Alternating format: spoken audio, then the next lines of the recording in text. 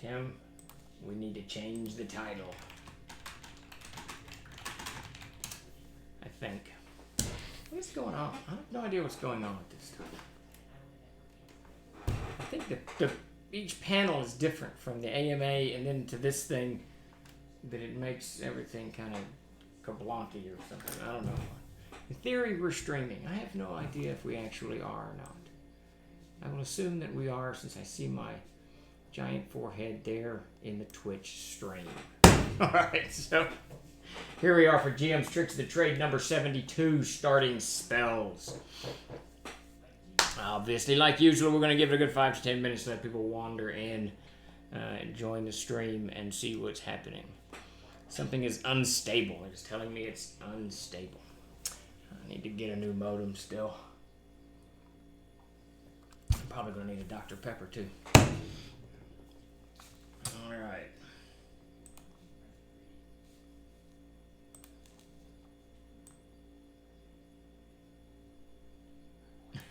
Okay. Alright. Well, that doesn't look right. I can't lean back anymore. I don't know what's going on. I'm assuming that I'm on the internet. Is anybody out there? Can anybody tell me if you can hear me and see me? Tim, before you lose internet connection. How's it going, Lord Dalius? Hey, I think I just talked to you on Discord just a minute ago. I will assume, Bifford and Lord Dalius, that you can see and hear me. You have a blank screen. Well, that's not good. I come to pillow you over the assassins, indeed.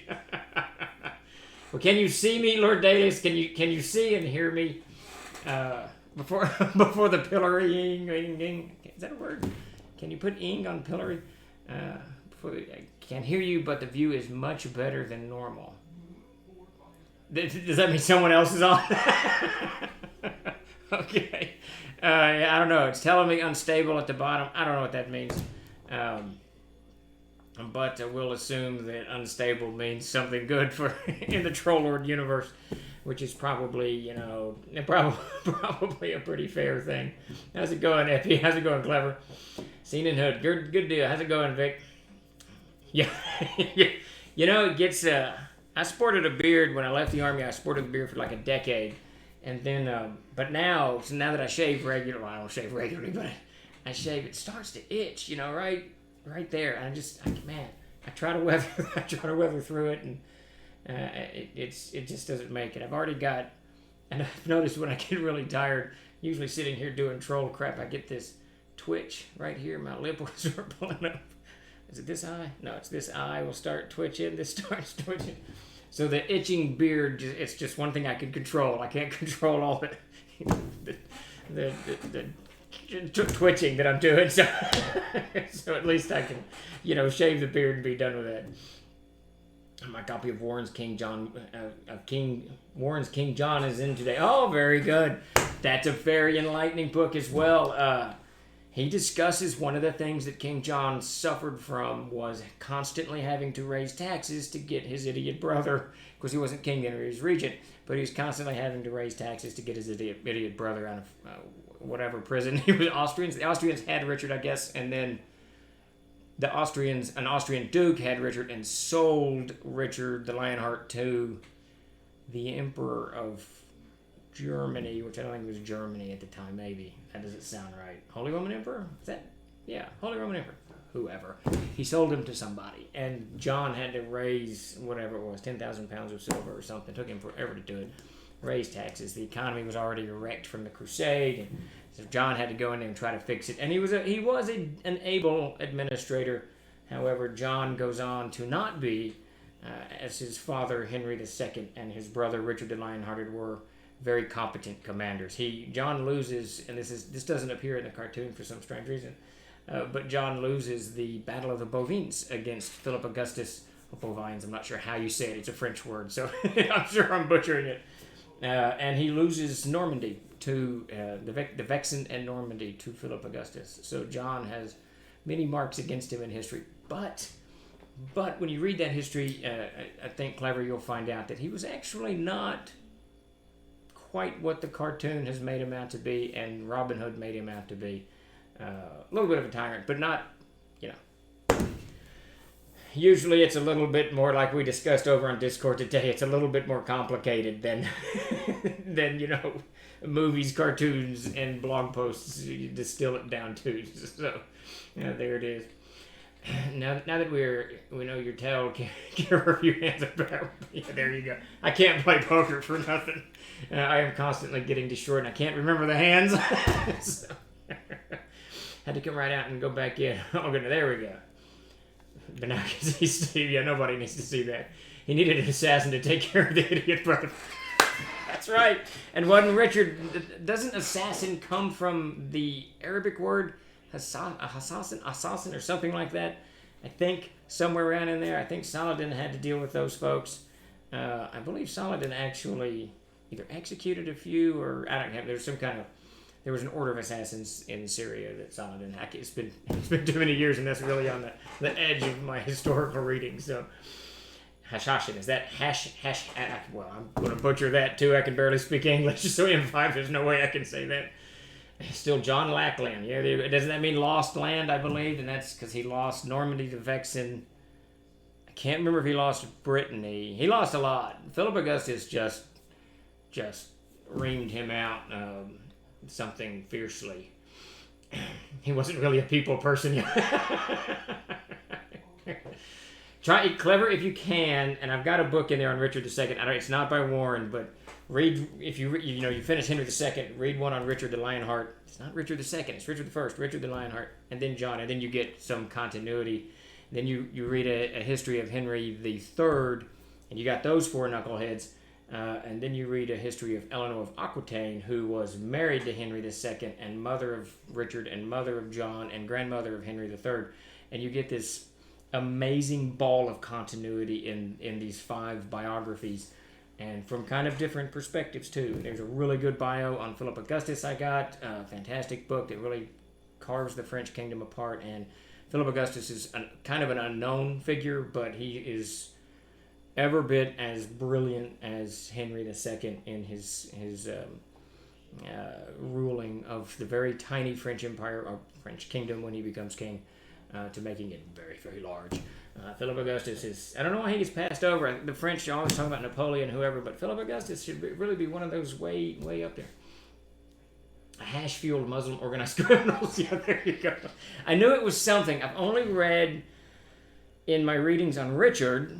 I've read about Saladin, or however you say it, and then from that to these assassins. And Saladin is a whole other ball. This is a very fantastic figure in medieval history that really needs to be studied. A military genius. He stood toe to toe with Richard, which was no easy feat. Very interesting. But he stood up to the assassins for some. I can't remember now what had happened. Something had happened, but there was a coming to moment. How's it going, Grape Ape? Go play Christy Berg's song Crusader. I'll check it out. I've actually been listening to cello music quite a bit lately, writing, but I've been looking for something new. The King, I think I did. That's Henry V. No. I did see that. That just came out on Netflix, right? It's got the guy from Star Trek who plays Captain Kirk. Didn't he play the King in that? Who is it, Henry the... I can't remember which Henry. It's one of the Henrys. It's not the 5th. Maybe it is. I don't know. I go Henry II, then Richard the Lionheart. Yeah, so Henry's gonna cross over into the wild blue yonder, and Richard becomes king. And of course, Richard doesn't care for England. He hates the place. He loved Aquitaine. He was more French, more Aquitanian than he was anything. I think he went to England a couple of times. I want to say he didn't even get coronated there, but surely he did. He didn't like England. And then after like 18 months of rule, he goes on crusade. Richard's quite the battle captain, offends quite a few people, then ends up getting imprisoned and spends a good many years, hanging out with the Germans. Richard's career is very fascinating. Yes, I will, Clever. I'll put them up. I've got them. They're all on my favorite collection of books. I'll put them all up. I got a great one on Eleanor. Actually, you've already run into this character, I'm sure, in your readings on Henry II. It's Thomas Becket. I got a great bio on Thomas Becket, too, who was Henry's good friend. So it just...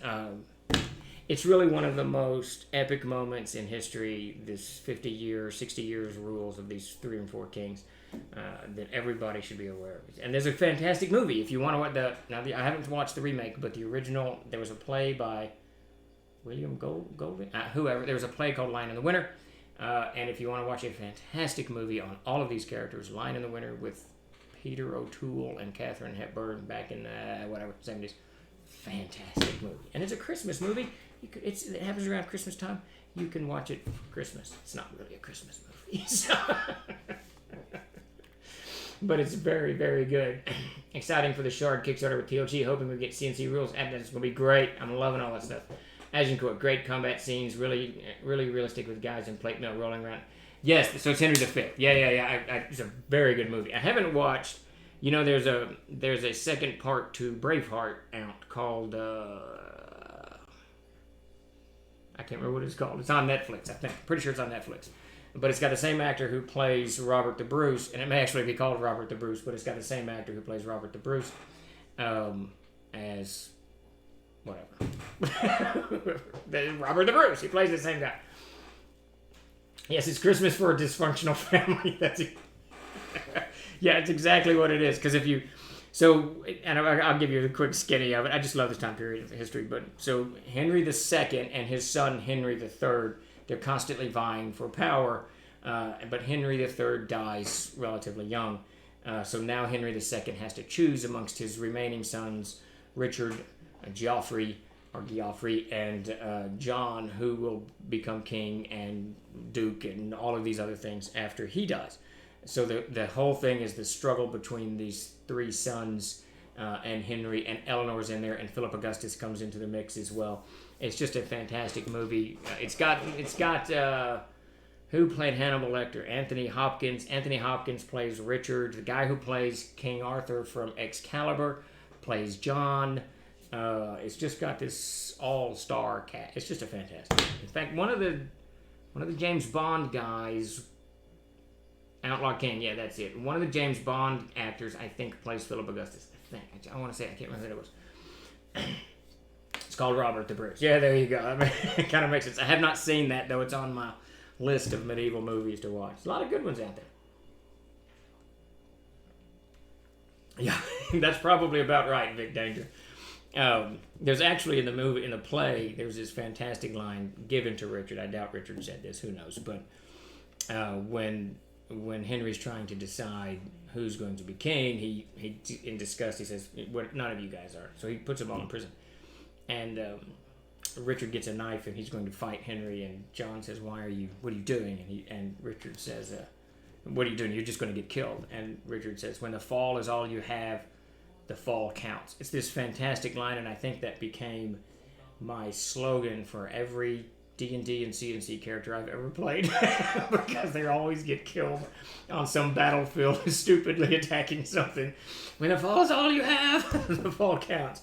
It's a great movie, though. Lion in the Winter, Peter O'Toole. Definitely check it out if you haven't. Braveheart's great, of course, and then I haven't seen Robert the Bruce. Hey, Jason has joined us. Here I am, troll. There you go. I guess so, Jason.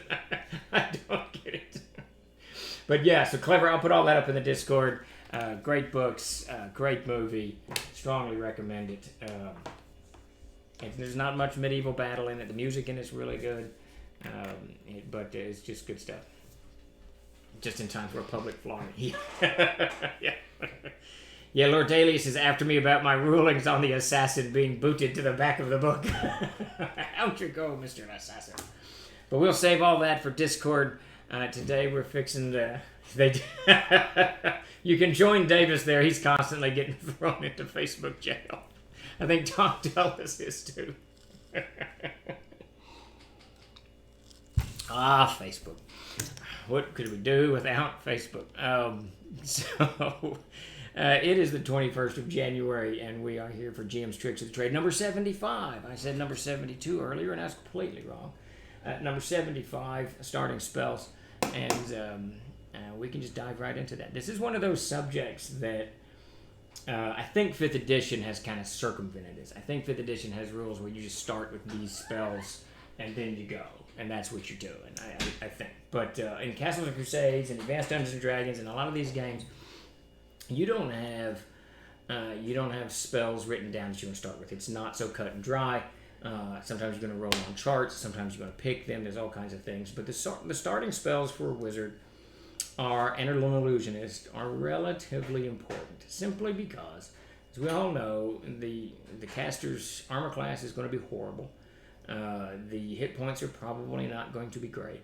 And they have a very limited number of spells. So you end up frequently with at lower levels. Now this changes as time goes on, but at lower levels, you end up with a caster that can do hardly anything. 2 or 3 spells, and then they're down to their wits, where maybe they can do a back attack or swing or try to trip somebody or throw oil or drag a wounded comrade out of whatever it is. But that skill set that's associated with their class, casting spells, can be somewhat limited depending on the way you build the starting spells. And that's what this GM's Tricks of the Trade is about. Just a few kind of notes and comments on things to keep in mind when you're rolling forward and beginning starting spells for your casters, for your wizard and your illusionist. And as always, I thoroughly welcome anybody's input. A lot of you guys have been gaming for many, many years and running games for many, many years. Love to hear your what you do for these things and your comments on what I'm saying and anything. And let's spread all of this knowledge all around. But before we do that, I'm going to crack this window because it is hotter than Satan's butthole, and I'm going to get a Dr. Pepper. Lord have mercy. Oh. I did not eat my apples today. I need to have an apple. Gotten to where I'm rather addicted to an apple every day. I eat these Honey Crisp apples, and if you've not had a Honey Crisp apple, I strongly recommend it. I don't own any stock in the Honey Crisp Apple Company. They're just very sweet and they taste very good. And there goes the family friend. It's out the door. I guess Satan's posterior is not something we need to be discussing. I got to be careful too. I'm told Twitch is getting kind of rough on shutting things down. I think everybody is. Everybody's getting internet trigger happy. That's all right. It's the way it is sometimes. Yes, I did, Retro. Talking to my sons all day. We have a whole different level of conversation. So Outlaw King is about Robert the Bruce, and on Netflix, the movie Robert the Bruce with Angus McFadden from Braveheart is on Crackle. Oh, interesting. Wherever that is. But you can read it on YouTube and Amazon Prime. Yeah, I haven't seen it. I like the actor. It looks cool. I enjoy most medieval movies. It takes a huge leap from reality for me to not enjoy a medieval movie. It has to be really horribly made for me not to enjoy it. There's a few out there, but for the most part, I enjoy it. Crackle is a free streaming service owned by Sony. You don't even need an account to use it. Good stuff. Oh, no, that's interesting. I may have to check that out. We just canceled our Amazon Prime and done with it. We weren't using it, so canceling it. And Disney's in my crosshairs next. It's Disney's got all the whatever Star Wars and all that stuff, but not being a gigantic Star Wars fan, I don't go back to it all the time. So Disney's streaming service is in my crosshairs. We'll see. I just go to Jason's house and watch it if I need to. Baboonsky has joined us. All right, so let's dive into this starting spell. So the first thing, yeah, keep it up, Jason. I'm gonna show up one of these days. The first thing to do before you dive into setting up the starting spells for your characters, for your class, for whoever, for your players. Triple Dog Terry, man, I hadn't heard that in forever. That's some 1980s right there. It's just know yourself as a DM. So that's the first, and I know this is kind of a cop-out as a trick of the trade, but it's not. Understand before you even unleash whatever you're about to unleash, whatever kind of adventure it is, what you're doing and how you normally play, how you like to play, and how spells work in your game, the impact that they have, and the type of game that you're fixing to run. If it's going to be one that requires a lot of information and digging and rooting around, just be aware that maybe you should bring that into play. Don't let the random nature of it, don't surrender it, I should say, to the random nature, or whatever it is. Just have a good idea of yourself as a game master, and what you typically allow spells to do, or how you typically weave them into your narrative. I use that word allow reluctantly, because it's not, I mean, you get into, there's obviously mechanics and rules that you can't just willfully, but you can, but you shouldn't just willfully break and ignore. However, the way that spells act in your game, you can control somewhat. So just be aware of that. Be aware of what kind of limitations you may inadvertently put on players, or what kind of I don't know the word I'm looking for, but what kind of weight that's going to come with the game that you're playing. If it's a heavy combat, you probably want to have some combat spells in there. If it's a heavy information, you probably want to have some information. If you don't have a direction, and that's kind of how I am, I kind of free will from the chair. I'll come up with a light adventure and just build it as it goes. Then I would rather my spellcasters have a variety of spells. That's just that way they can do all kinds of stuff. And I actually prefer things that are not common, magic missile and whatever. I prefer things that are a little bit uncommon, so that the players are forced to kind of think out of the box. And like I've said 1,000 times, if your players are thinking out of the box, they're going to make you think out of the box, and that's part of the fun. I think one of the things, and I think I've said this a number of times, one of the things that is forgotten for GMs is that, the players, we're all here to play. The GMs are there to play as well. They want to have fun as well. I mean, the players want to have fun, but the GMs don't want to just sit there adjudicating all the time. They want to have fun. And part of the fun for me is being caught off guard. The players now force me to do what I've been forcing them to do all night, which is think on their feet, figure crazy shit out that they don't know what's going on. So when I get hit with a player that, when they have a spell that is described X and they want to use it Y, I'm 100% happy with that. So know this about yourself. Know what kind of game you're going to run. Know what you're doing at the table and how you're going to kind of interact with the spells before you go forward, because that'll give you kind of a good idea of what kind of spells to give them when they start. Now, later it changes, of course, because shit starts coming from every direction. But at the beginning, you have a little bit of control of what kind of impact they're going to have, what kind of feel they're going to have. So that's the first trick of the trade. As you all notice, for those who have been around for a while, I've kind of Chuck has been completely swamped. We have been doing an absolute mountain of work on VTT stuff. You're seeing it pop up in Shard. You're seeing it beginning. I don't think you're seeing it yet, but we certainly are on our end with Fantasy Grounds and other, just the VTT stuff. We got token packs coming down the pipe. They're ready. I'm sitting on them now, waiting for another little digital thing that we're working on.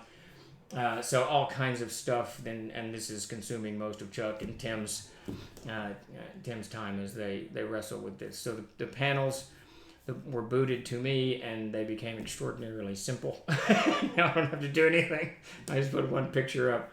And for those of you who don't know, that's the hero from Dragon Slayer, that 1981, 85 movie. If you haven't seen, I too would recommend that. A fantastic movie. What did Babunski say? So to start this off, how do you feel about having spells that you can cast at any time? In other words, cantrips that you can always memorize, and can use over and over and over, versus the old days when what you had just curious about it. I don't like. I'm still enough of a curmudgeon, I guess, that I like the wizards to be limited in the number of spells that they have. I don't like cantrips being continually cast over and over again. I think 5th edition might do that. Todd Gray, who works here at TLG, we've been gaming with him since '84 or something. Todd created a mana system that he and I, we incorporated it where his wizards could do minor. He'd use mana and do the minor cantrip things, light the candle, whatever. Which that to me was okay, because again there was a limitation to it. But the problem that you run into with a wizard that has unlimited access to cantrips, it's okay and it's kind of cool at 1st and 2nd and 3rd and 4th level. At 5th level it begins to change, because they're getting third level spells. And after that, you get into this snowball effect. And you guys have run, I know you have, Babunski, you probably have too, Jason, I know you have. When you have a 15th or an 18th level wizard, the impact, their footprint on the game it increases exponentially. It is unfathomably huge. I mean, it's just gigantic. And you have to start adjusting constantly to that. So if you throw a footprint that's already gigantic, and they've earned it because of the struggles to get the spells, it's not, I don't think it's unbalanced at all. But if you throw in an unlimited number of minor spells that they can cast, you run yourself up as a GM against an extraordinarily clever spellcaster. Like, I've got two at my table, a third one coming up, but Matt Golden and Chris Harris both are extraordinarily creative spellcasters. Mac played Aristobulus in our big game for 20 years, and not only will it keep you on your toes as a GM, it will turn tides constantly, even little spells, because they use them in very creative fashion, and they've got so many of them. So I don't like it. I don't like it, Chuck. I really, I would prefer the cantrips have a limitation to them, just like everything, because it's not even, I don't really worry about balance so much. It's really up to the GM to create balance in the game. If they feel one character is getting more or less or whatever, that's up to the GM. That's part of the job. But what I don't like about it is just it's just that much more unbridled power that one character has, and their impact becomes that much greater. And it's already ginormous at that level. So, generally speaking, cantrips, you got to memorize them just like everything else. Swap them out. Am I right or wrong on that? Does 5th edition, you can redo cantrips constantly? Is that a constant thing? Would you ever have a starting first level character being knowing a spell that they cannot cast yet, second level spell, perhaps giving the wizard a roadmap towards... yes, I do that towards the future. Yeah, I do that frequently. So, now it was harder in AD&D. I can't really remember what mechanic it was probably one I made up on the fly, but yes, I'll allow them. They make an intelligence check, and if they cast it, now there could be repercussions. Or then, and this is where some of the fun gets in when you're GMing. It doesn't work quite how they wanted it to. It almost did. They haven't mastered the magic. So then they're going to do this, and they try to do this, but you can kind of alter it a little bit because it didn't work. I think stuff like that, I try to never ever discourage people from doing stuff like that. I think some of that's built into. One of the kids is playing Divine. My son's playing a Divine Knight, and that's actually built into it. I just like the idea of it. I like the idea of anyone pushing that extra boundaries. That's sort of, to me, not quite, but that's sort of like the death swing, where your character's going down. You just went -2. I give you a death swing. Well, you already swing this round. Why not get a second swing? I don't know, because you do. It adds a little bit of flavor to it. But yeah, absolutely love how I love to do that. Fighters can quickly become all pointless by that time. Actually give my fighters magic resistance to allow them to keep pace with wizards. It starts very low and only goes up incrementally, but it gives them a necessary defense against those 15 attempts. Yeah, fighters start running into some serious problems. On the other hand, in my game, and I don't know that this is built into C&C, basically, if you get struck while you're casting a spell, you have to make an intelligence save to survive that spell. So the idea, or to keep that spell, and if you fail it, you lose the spell. So the idea is, one, you got to protect your wizards, but if you're in a brawl with a wizard, it gets dicey if the fighter closes. And I will say this about fighters becoming pointless. I used to have that philosophy until Chris Harris was running a game and Castles and Crusades, and I played my 19th level fighter that I ported over from AD&D.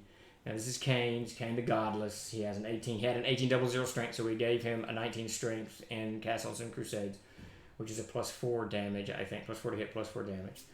And he had a +5 Vorpal Sword. So that son of a bitch had, I got a quick cuss it, that fella had 2 swings around, +27 to hit each time, and my minimum damage was like 10 or 12 or something. So I almost couldn't miss. I was doing like 30 points of damage more than that around. The amount of damage that he was dealing out was staggering. And there's no missing. There's no spell resistance. There's none of that. And we were all kind of flabbergasted. We all knew that the fighter in C&C becomes very powerful, but we were kind of flabbergasted how powerful he actually had become. It's very cool. I thoroughly enjoyed it. Do you encourage characters designing or building their own spells as part of the character's global goal? Absolutely. Always, always, and forever. Yeah, 42, I love it. Anytime they want to stop and I'm going to make a spell to do this, I love that type of stuff. And they spend money, and we okay, this takes 2 weeks, so this is going to happen. Anytime characters are doing that. Davis was the best about it, and he probably made a spell. Most of those are now in the Adventurer's Backpack. He made a spell every game for like a year. He had been, he's been playing as long as I have, longer, really, and he's so bored with the cleric spells, and he just started making them up at the table. So it was really cool. Yeah, absolutely love that. Yeah, you can throw cantrips whenever you want in 5e. Some are even bonus action with the right class. Yeah, that's what I was thinking. Vaguely remember reading that. And they're not just unity spells, it's an interesting element. Magic resistance, Conan didn't need any magic resistance, and in the Conan game, he just drank a beer to heal. There you go. People with black sugar on the fact he did use magic resistance. Well, beer heals everything. Everyone knows that. They left you behind, Jason. There you go. Beer is nothing you can't do. I haven't seen the Mongoose version of the Conan stuff. Let's see. It was from Phoenix and the Swords. Slang's damn thirsty word. There you go. So I actually try to encourage all of that. Any kind of stuff that pushes the bounds of creativity, and it's stuff that makes me kind of jump too. So the second trick of the trade, it goes hand in hand with the first one, is know who's playing the wizard. If you've got someone like myself, I love to play fighters. I love to play battle clerics. I don't like to play wizards, but if I'm at your table and I'm playing the wizard, understand that I'm probably going to attack stuff constantly. I want to do damage. I want to do damage, or I want to take damage. So keep that in mind as spells are given and allocated the way, some combat heavy spells or some kind of spells that give, more hit points or more armor class or whatever should at least be in the consideration for someone like myself. If you take someone like my nephew who really likes to, he likes to unravel information. He wants information. He wants to unravel things, understand things. So he's heavier on the information spells, which is great. So it's good to know. It's good to know that before you begin play, before you begin allocating those spells, however it is that you do that, what kind of player you've got in front of you. Because you don't want someone that doesn't really like to get into the melee, craziness of combat, to have 5 combat spells to start with. That's not what they want to play, so you're just saddling them with something that they're not going to enjoy. And that's, how I am with the game. The game at the end of the day is supposed to be fun for everybody. So know the player, kind of get an idea of what's going through their head. So Steve, if I ever have you at my table as a wizard, all you'll find are doing is just stab you. Yeah, I'll just die. I remember, I've probably told this story before, but in Davis's game, when we were playtesting Vakund and Zhibog and Felsentheim, I lost 3 characters in that thing. No one else did, but I know Chris died once. But I was playing Photius the Mage at one point. Photius the Mage, I can't remember whatever his name was. And it was first level, I'm sure. We were being attacked by a bunch of goblins on wargs or boars, whatever they do in Enzea. I can't remember. And we were all kind of on a hill. No one would do anything. Shoot a couple of arrows. I cast magic missile. I cast something else. It had no effect. So I pulled my dagger out and charged down the hill in just a rage, and I promptly died. I died very quickly and very brutally, which is usually the end of the story in most of my characters at Davis's table. Davis is my brother, for those who don't know. That's just good stuff. Yeah, I'll just die, Jason. I'll try not to, but I'll just die. Let's see, what is it? What do we got here? A balanced approach. So this kind of plays into, exactly what you were thinking. Exactly. Yeah, I just can't take it. I can't take it. I remember once we were doing some big role-playing session. Chris was running the game, and they were just role-playing. It was great. I applaud everyone at that table. They were just role-played, but I got so bored, I stabbed Todd's character. He got mad and he killed me. I lost that character too. Todd and I are always killing one another. But I need a little bit of blood, sweat, and tears at the game. It's just, it's my old school nature, I guess. It's my Arkansas coming out in me. So the third trick of the trade here, and this is probably this is what I generally do the most. It's just kind of a balanced approach. I'll pick one that I know they're going to be useful in the coming games, next 3 or 4 games, and then I let them pick one. That way, say they really want Magic Missile, which, let's face it, is literally one of the best spells out there. It's a fantastic spell, and it is a spell really necessary because it can't miss. It's a sure damage, right? So if you're hard pressed, if your fighters are hard pressed and your cleric's hard pressed, that Magic Missile is going to very easily turn the tide at first and second level. So Magic Missile is a great spell. Others in that vein are not as great. Burning Hands doesn't do as much damage. Whatever, I can't even think of what the other ones are. Ventriloquism is a great spell, but it's not going to do any damage. It might distract, but it doesn't do that automatic. So Magic Missile is a great spell. I never begrudge players who want to start with that. It's like a fighter starting with a sword. Or a cleric with a mace. The Magic Missile is kind of there. It's not a given with me. If you don't want it, it's great. But if they choose it, do so. I've run many games where I would roll or they would roll their spells, and you end up with a strange hodgepodge of spells that, some of them might come into play and some of them don't. And at the end of the day, the key to all of that is the phrase come into play. If the wizard has 5 spells or whatever your starting spells are, 3 or 4, I can't remember now, and none of them are coming to play in 1 or 2 or 3 sessions, that's a lot of board character right there. And it's not fair to the player because they're just bored. It's like a fighter without a sword or a cleric without a healing, the holy symbol. So some kind of balanced approach where they get something that they know they're going to use, they get something that they're also, or that they're going to use, and they get something that they're kind of excited about. And that way that you've at least created the kernel of the character that they can build off of from there. So just kind of a balanced approach, and that really should have been the fifth trick of the trade. That's probably the most important of these. Know yourself, know the gamer, but also just don't let the dice control it. And I say that all the time. Dice are wonderful, chance is wonderful, but there's parts of this game that do not need to be chance. And in my opinion, starting spells do not need to be chance. There needs to be a little bit of it, because I'll frequently they'll get the 4 that they get, and then I'll let them have a 5th that's just a completely random spell. Not only does it beef them up, but it gives them a little bit of something else. Now that brings into the kind of the other part of this. I do try to always encourage or create or give, or however it is, an oddball spell to start with. Mage Hand, Ventriloquism, I don't know, where's my stupid player's handbook? Just the spells that don't come into play all the time, but actually, if used creatively, can really turn the tide. Can really, do all kinds of stuff. Hold Portal's a little bit less. Jump's a great one to give.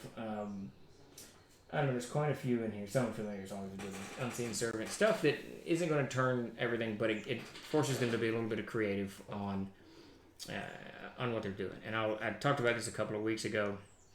I'm running this game with my sons and 2 nephews, and this was probably the most creative use I've ever seen of Mage Hand, and I've played these games for a while now. Pete was in a chamber. Only source of light was his torch. He had a 2-handed weapon. He was being attacked. So Pete, he's just going to fight, he figured he could throw the torch up and get one good swing at this monster, and he was banking on killing the monster. So he throws his torch up, and they're standing in water, knowing in a round it's going to go into the water. Well, it was a creative enough idea that I said, it'll take 2 rounds. You threw it high enough, it'll take 2 rounds, so you'll get to 2 swings on it. But as it's coming, he missed the first one, of course. As it's coming down, the wizard said, I cast Mage Hand and grabbed the torch. And I thought, right there, it never would have occurred to me. Never, because I always think of Mage Hand pushing shit, pushing the pencil across, whatever. I always think of it as a useless spell. But suddenly Mage Hand became a huge part of the game, and suddenly the fighter's fighting in the light, and he's got his 2-handed sword, and all hell broke loose from that. It was just a great use of it. So giving them an oddball spell is always a great thing. It helps creativity. It helps all kinds of stuff, and it just drives the game. It's just good stuff. How's it going, Green Lantern? A buddy of mine tells a story about a group of adventurers facing a Death Knight. The fighter decides to just charge him. The Death Knight points at him and says, die. He rolls down the stairs. They smack him with the Rod of Resurrection. He gets up and immediately charges again. The Death Knight drops a 20 hit dice fireball on him. He rolls downstairs dead. Goes on and on in there. There's a lot of rolls down. Yeah, there you go. The eternal loop. That sounds like one of Davis's game right there. Uh-oh, Grape Ape's having ribs. Our wizard used Mage Hand with a blowgun dart and poison to cause the darts to fly zipping around. like the blue dude in Guardians of the Galaxy. So that's kind of cool. Yeah, see, that stuff's cool. I love that stuff.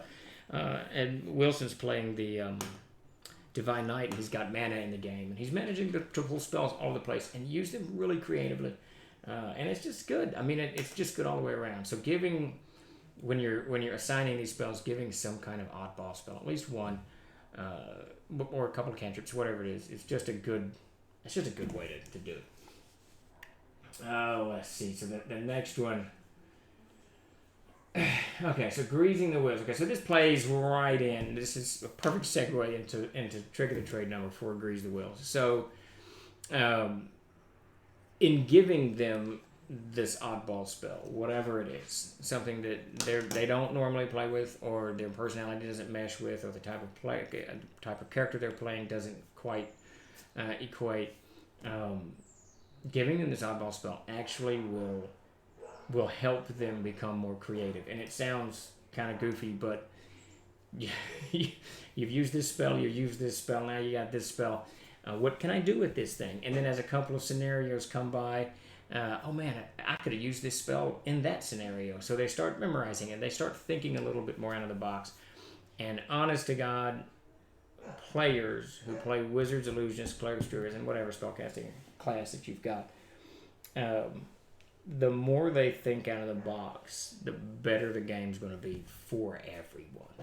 For the GM, it's going to be more challenging for the GM, but for the GM, for the player, for everybody, because suddenly there's this Magic takes on almost a living, a living aspect in the game, because it's being used in so many different circumstances, and it's a great way. It's just a great way of taking the Vancian magic system, which of course is what we use, shoot and lose shooting spells like ammunition, I suppose, and molding it enough where we don't lose the Vancian aspect of it, which I thoroughly love, but allowing it to have a little bit more creativity, so that it's a little bit more like magic, just magic as opposed to magic spells. I mean, you can look at Tolkien and compare Tolkien to, say, Harry Potter. I love both of these things, but magic in the Tolkien world is very, very different. You know, we talked last week about when Aragorn and Gimli and Legolas are running across the plains of Rohan. Aragorn is unusually tired, and he's unusually doubting. He doubts himself, and all these things are unusual. And he talks about the will of Saruman pushing against him, and that's what it is. I mean, the movies kind of construed that as Saruman using Theoden as a puppet, but that's not really how the book describes it. It's just the will of Saruman is everywhere, and it's retarding everybody's ability to do what they normally would do. Theoden is just weighed down by his doubts. He has these doubts. He's weighed down. And this is the will of Saruman being fed to him through Grima Wormtongue. And the will of Saruman is driving the orcs to move ever faster, but slowing Aragorn down. That's a different type of magic than the Vancian, which is the shoot and lose spell type crap. So allowing your players to take normal spells or oddball spells and make them a little bit, and use them more creatively, forcing them to use them creatively, will help them expand their kind of horizons as they go forward, and suddenly they have a plentiful amount of spells, and now they're thinking creatively all the time, and you've got this whole different ball game at the table. It's you will come to appreciate it. You'll come to be very frustrated by it, but you as a GM will come to appreciate it. There is no doubt. Yes, good spellcasting is a real bonus, but I get way too much. I don't even know the spells. Yeah, well, that's the thing. I leave that up to the players. Once every 2 or 3 times a game, I'll pull a book out and say, okay, how does that work? And read it, and then I'll take whatever interpretation they had and say, okay, yeah, that works that way. Because, I'm pretty easygoing with interpretations of these things. Let's see. So let me take 20 minutes on this round. Yeah, that's the one thing I don't like about spells, and that's one reason I'll make a quick ruling on a spell. It doesn't work that way, and then after the scenario's over, after the combat's over, we'll look at this spell. Okay, in the future, this is how the spell works. Because I'm with you there. All of that. I don't want a 20-minute session of discussing area of effects and all of this crap. And everyone who games with me, has gamed with me for a while, knows I'll be very quick to rule Okay, that area effect only killed the 4 orcs. Well, they're on the miniature map. There are actually 7 orcs that are in the area effect. Don't care. Kills these 4. Move on. That's what we're doing because I don't want to sit here with a ruler and running stuff out. That's not how I game. Oh, very cool, Green Mountain. I'm not sure how many people will want to play it, but I'm a huge fan of the Old West, so that's the way to go. There's a great explanation for the fire and lose system that doesn't involve forget. Basically, all magic is ritual based, and when you prepare spells in the morning, you're performing this huge ritual that combines all of your spells that you're going to need for the day. You hold back one final element of the spell, the VSM components that will launch the magic. Oh, that's interesting. That's why your spells are limited. As you get more powerful, you can hold more magic in you. Oh, that's interesting. Yes, that's an interesting way to kind of expand it out. But at the end of the day, it's still kind of the same thing. You've lost that spell. Whereas, I think, doesn't Conan do this? Conan doesn't really do spells per se. It's more like hypnotism and when Howard, I'm not talking the role-playing game, but when Howard writes it, it's like the will of these wizards. I don't remember much spell work in Conan, but I'm a huge Conan fan. I can't remember anything. Wouldn't there be included in the Amazing Adventures? How much freedom should you allow, especially low-level wizard casters, to alter or modify the base spells like Burning Hands to Freezing Hands? Oh, I'd do that in a heartbeat. I think that's kind of cool, but I could see where that could easily get out of control. Because can I do Earth Hands? Can I do Wind Hands? Can I do, all kinds of Tickle Hands? Whatever, all kinds of stuff. So you definitely got. I think that if they were to do a Freezing Hands, there would have to be kind of an environmental reason. There would have to be some kind of justification for altering the spell. But that is an interesting concept. I will tell you this. Now, in my one game, it's not happening much, but I've been running Chris Harris for years and years and years now. And he when we first started the Rune Magic back in, what book was it, Rune Lore? Whenever that was. 10 years ago? I don't know. And he immediately started doing the rune spells because we play tested them at my table. And Chris is like me. He doesn't like to read a lot of crap, and he can't remember it. And he's got an extremely difficult day job, and he doesn't want to show up at the game and have to study a bunch of crap. I don't blame him. And the rune spells are kind of written that way. They're very loose in the way. The CK is going to have to interpret how that spell unfolds at the table. They're just going to have to do it. When I wrote them, and even the ones I'm writing now, it's a lot of literary stuff. It's a lot of imaginative stuff. It's a lot of you got to figure this out at your table stuff and how you want it to go. But what Chris has done, very naturally, I think, is he's taken that same kind of interpretive approach to the rune spells, and he's just applied it to the regular spells, which are not that way. They're kind of defined. But I let most of it go as long as it's balanced and it's not some kind of crazy off the wall insanity. I'm okay with it. I'm okay with creative stuff. That's a very vivid example you gave there, Omut, from Burning Hands to Freezing Hands. It's a very vivid example, and my natural GMing instinct is to go, well, no, it's called Burning Hands for a reason. You can't do Freezing Hands.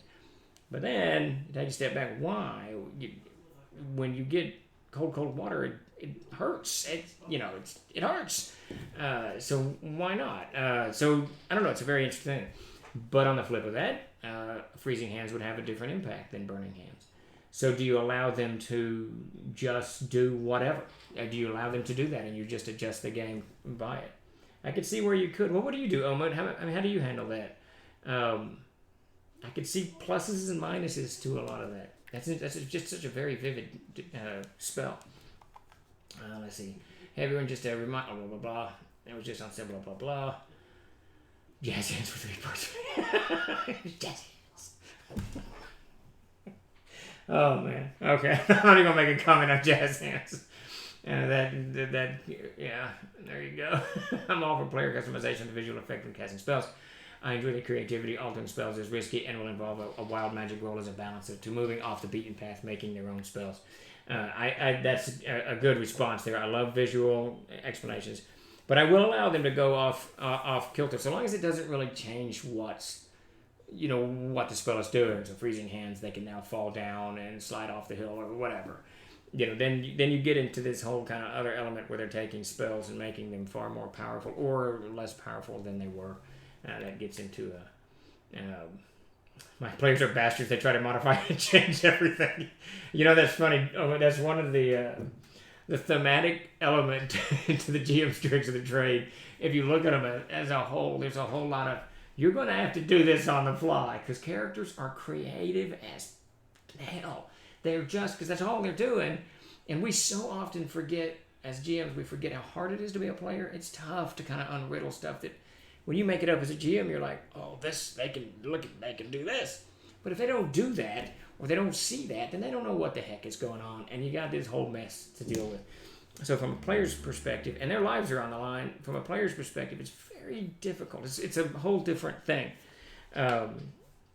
So they're very quickly, they become very creative people, especially in a game like Castles and Crusades that allows it and encourages this creativity, this problem solving with imagination as opposed to mechanics. They start doing crazy all the time, which is both good and bad. I let them research and create their own versions of spells for you. And there you go. See, that's a perfect response to it. And if they've taken the time out, I'm not gonna do this burning. I've mastered burning hands, but I want to take 2 weeks and spend 100 gold pieces, whatever, and alter the nature of the magic that I can do freezing hands. That's absolutely perfect right there. It's an interesting. What the hell? Just broke my watch. That's an interesting. That's a very, very good and useful. That should be a GM's trick of the trade right there. Quick fix to a complicated problem. Yes, you can, but you have to do this. Very easy. Yeah, I love it. And that's the thing. Really, what all of this stuff it boils down to. You want them to be creative. You want to be creative, and you don't want a mechanic system that weighs. And now I'm gonna laud Castles and Crusades for just a minute. You don't want a mechanic system that weighs everything down and stifles that, because at the end of the day, what the hell I did with my damn watch? At the end of the day, that's what the game is about. It's about challenges both for the GM and the players, and overcoming these challenges creatively. And that's why it's such a great game. I mean, I enjoy board games. I enjoy Monopoly, whatever, but they don't stand, in my estimation, they don't stand a chance. They don't stand at all against RPGs, because RPGs allow this gigantic flood of creativity from everyone at the table, and even those people who aren't naturally bent in that direction will kind of go in that direction as everyone else is doing it, and it just feeds the whole thing. RPGs are just, everyone should be playing RPGs. Everyone should be playing Castles and Crusades. There's my pitch. Are you happy, Tim? I think Tim's already lost. We've already lost Tim. Wait, Tim, are you still with us? Quick fix GMT, also not fix Steve's watch. Yeah. So Tim, I don't know what I did. I popped one of the little Duma flotchies out, just sitting here waving my hands like an idiot. Okay, well, this is a miracle, Tim. You've lasted 52 minutes. Your internet's lasted. You always last. It's just your internet gives out on you. Okay, so the last trick of the trade, this one to me is kind of a no-brainer. Even if your players are, a whole lot of years afterwards. Even if your players are not into the combat side of things, give them something, at least one spell that can do some damage. A first level player who solves a bunch of puzzles is great, but at the end of the day, I think there's a part of everyone sitting at the table who wants to just be a part of that action where they get to wound or kill the enemy, and if they don't have some type of offensive spell, whether it's burning hands or freezing hands or magic missile or whatever it is, you're gonna rob that player of a wide number of opportunities to really do a heroic moment. And at the end of the day, the games are fun, the games are creative, we all super enjoy them, but we all know, both as players and as GMs, those epic heroic moments that happen at everyone's table once every 5 or 6 sessions, they're the ones that everyone remembers, you remember, the players remember, and it becomes this kind of this chapter in the lexicon of your history, and it's something that got your chemicals flowing, the whole thing. You're pumped up, your adrenaline, what is it? I don't know, whatever chemical is floating the hell around in your body. And it's a good thing, but if you don't give the wizard at a low level the ability to do that, you're robbing that player of major potential and a lot of fun. So give them something that can do a little bit of damage. Sadly, for the most part, it's magic missile. Burning hands is a good one. There's a few decent ones in there. the standards. We've worked a little bit on getting that kind of fixed for the wizard, but at the end of the day, the creative side of spell creation is interesting because you get Fireball and Lightning Bolt, kind of the same thing. These spells are kind of this, they're just called something different. So giving the wizard something other than Magic Missile is the idea that's still creative. Let's see, a few comments about it. My players have invented a curse spell of Featherfall. When the target does fall, they fall super hard. And that's cool. I love Featherfall. It's one of my favorite spells. That is a cool application of that. The Doom of Logic. Tim, you are supposed to be switching picture slides. Exactly. I've used Featherfall to act as a slow spell for the monster falling so we could pepper him with arrows. That's very cool. Never seen that done, Great Ape. That is very cool. Do you enforce the material components to spells or skip that? Example, fighters who get a sword and can hit all day. Some spells require hard to find components.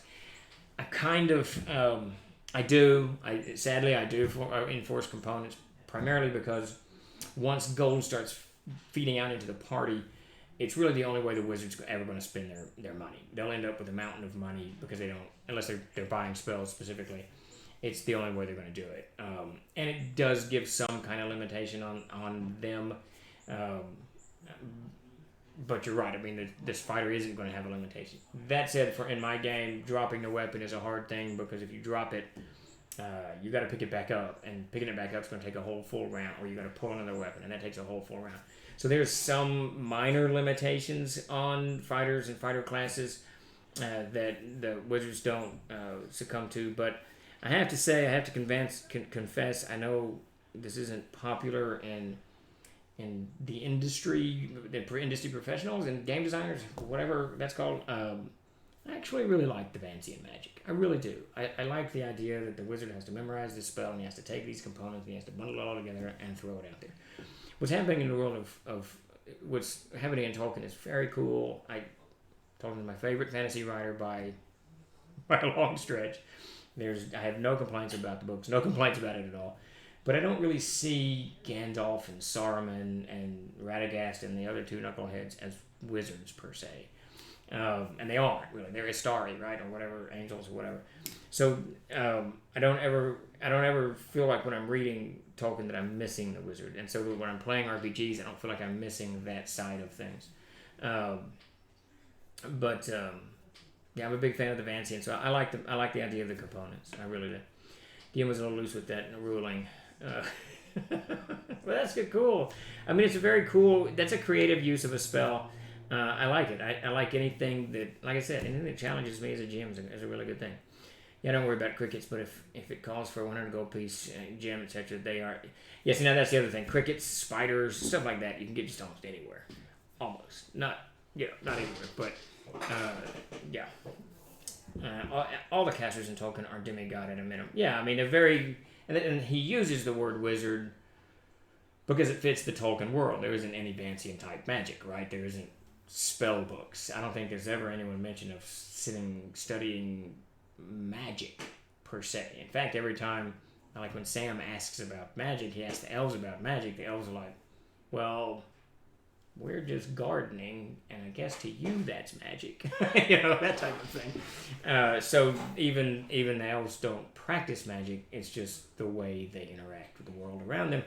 And that's the same thing with the things. So the whole trying to recreate the idea of magic in Tolkien, to me, is utterly impossible, and just whatever. It's its own thing. But Vancian magic is very cool, and it's very, very, very practical and useful, and I don't know, it's the perfect fit, it's the perfect puzzle piece for the puzzle that are RPGs. I get the other side of stuff. We got a mana system in the CKG. I get all of that stuff where you get to do things. It's cool, but even as much as I role play, as much as I decry mechanics, you have to have them. You have to have some kind of baseline to do. You have to have whatever, because there's all kinds of shit going on. But huge fan of Vancian.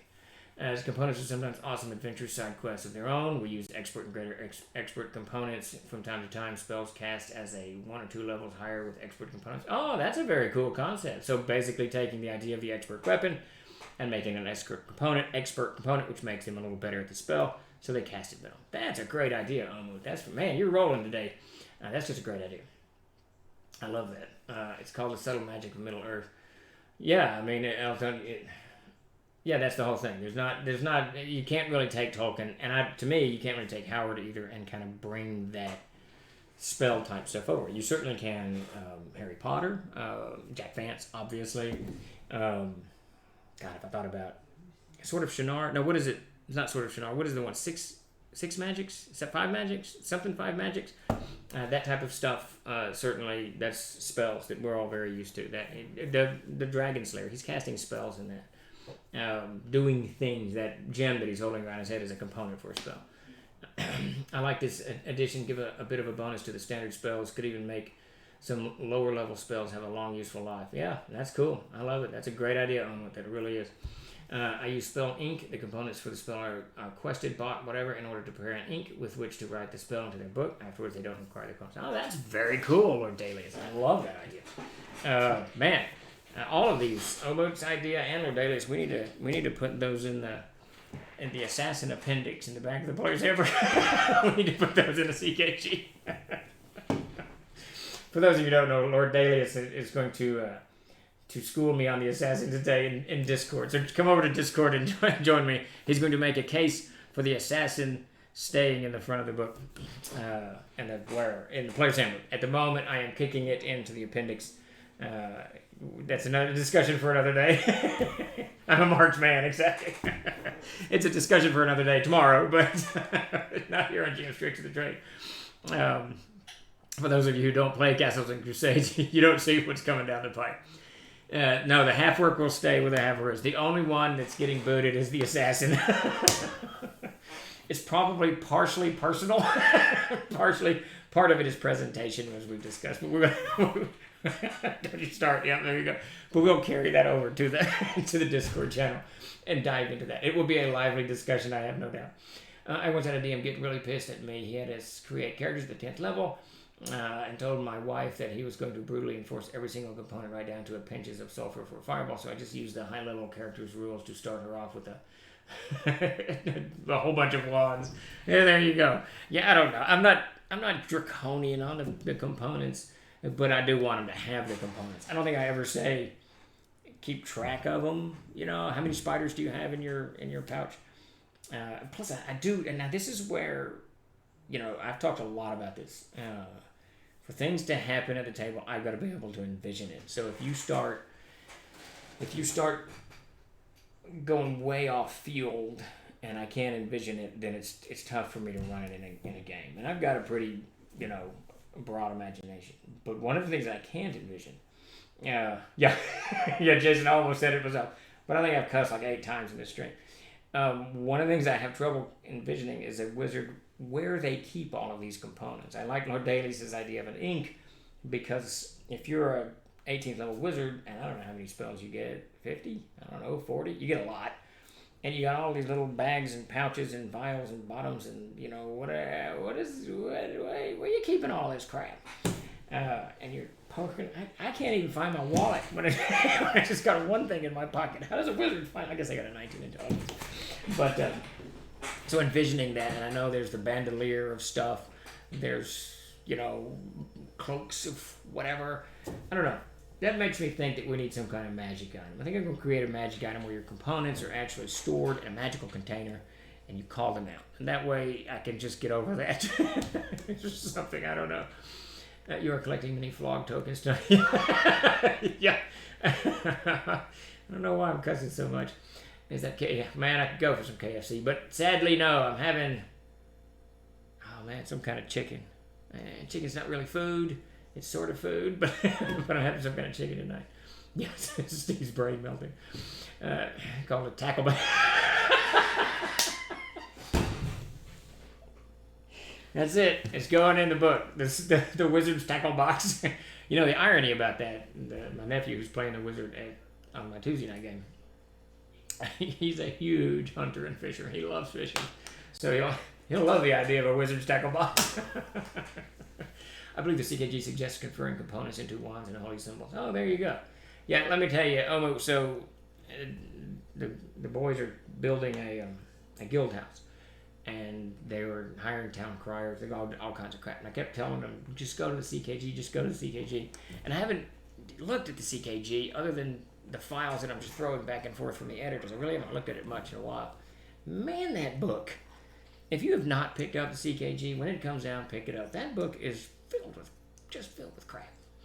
Good stuff. That was just crazy. Some other systems let you have a wand that has the components integrated with it, so you don't have to have all the small bits just to the wand. Yeah, I can see that. So maybe the tackle box is that. The tackle box will hear me say.